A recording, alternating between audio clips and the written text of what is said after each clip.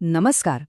आज आपण अशा एका खास पदार्थाबद्दल बोलणार आहोत जो उन्हाळ्यातल्या गरमीला एकदम दूर पळवून लावेल. हो, एक थंडगार गोड पदार्थ. चला तर मग पटकन सुरुवात करूया.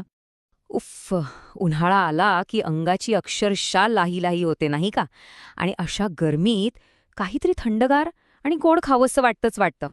पण खरंच सांगा, एवढ्या गरमीत गॅसजवळ उभं राहून काही बनवायचा किती कंटाळा येतो, बरोबर ना? आता विचार करा, जर एक असा गोड पदार्थ असेल जो बनवण्यासाठी गॅस पेटवायची अजिबात गरज नाही तर. काय? विश्वास बसत नाहीये? पण हे अगदी खरं आहे. आज आपण ज्या रेसिपीबद्दल बोलणार आहोत ना, ती फक्त आणि फक्त 10 मिनिटात तयार होते. एकदम झटपट आणि सुपर सोपी. तर मग सादर आहेत गुलकंदाचे लाडू. उन्हाळ्यावरचा सगळ्यात गोड उपाय. इतके सुगंधी आणि चवीला इतके भारी की काय सांगू. आणि हो, हे लहानांपासून मोठ्यांपर्यंत सगळ्यांचेच फेवरेट होणार हे नक्की. पण फक्त गुलकंदाचे लाडूच का? म्हणजे ते इतके खास काय आहेत? तर याचं सगळं सिक्रेट आहे त्यामध्ये वापरल्या जाणाऱ्या थंडगार पदार्थांच्या परफेक्ट कॉम्बिनेशनमध्ये.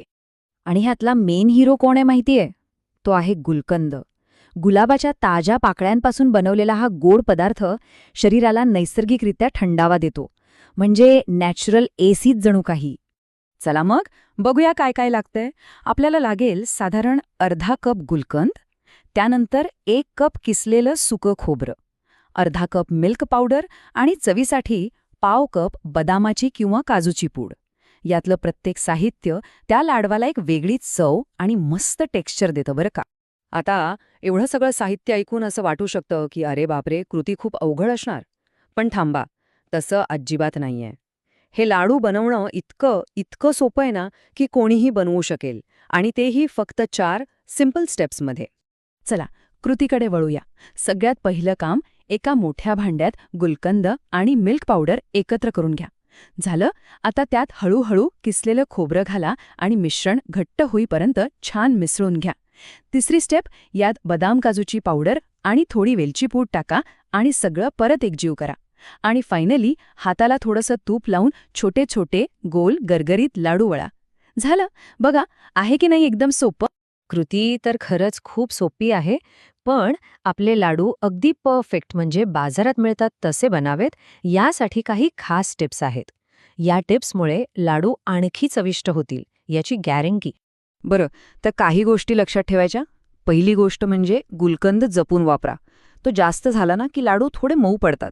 दुसरी टिप, जर मिश्रण सैल वाटलं तर काळजी करू नका.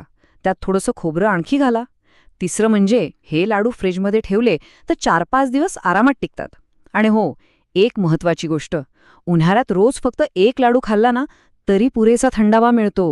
आता चवीचं तर झालं, पण हे लाडू फक्त टेस्टी नाहीत बरं का.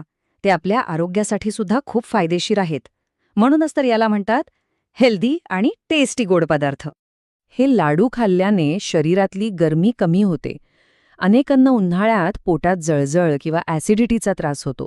त्यावरही हे लाडू म्हणजे एक उत्तम उपाय आहेत.